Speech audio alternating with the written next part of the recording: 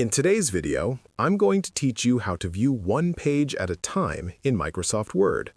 Viewing a single page at a time is especially helpful when you want to focus on the layout, design, or formatting of your document without distractions from other pages. Microsoft Word provides simple options to switch between different views so you can work more efficiently and see exactly how your document will appear when printed. To begin, open Microsoft Word and either create a new document or open an existing one. Once your document is open, go to the ribbon at the top of the screen and click on the View tab. The View tab contains various options for displaying your document, including Read Mode, Print Layout, Web Layout, Outline, and Draft Views. To see one page at a time, it's best to use the Print Layout view. Click the Print Layout button in the Views group.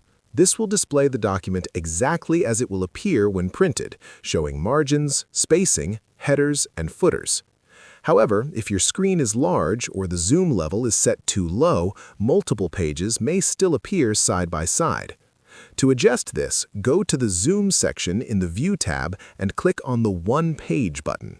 This automatically resizes the document so that only a single page is visible on your screen at a time. You can also use the Zoom slider at the bottom right corner of the Word window to fine-tune the size if needed.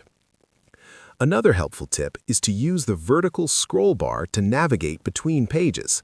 When viewing one page at a time, scrolling down will move to the next page without displaying parts of other pages simultaneously.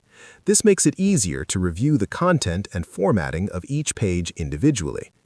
If you prefer, you can also press the Control key and scroll your mouse wheel to zoom in or out, which can help you focus on one page at a time while still maintaining clarity and readability.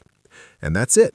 By using the Print Layout view combined with the One Page Zoom option, you can easily view your Word document one page at a time, making it simpler to check formatting, proofread, or finalize your content. If you found this video helpful, let me know in the comments. Give it a like, subscribe to the channel, and don't forget to hit the notification bell.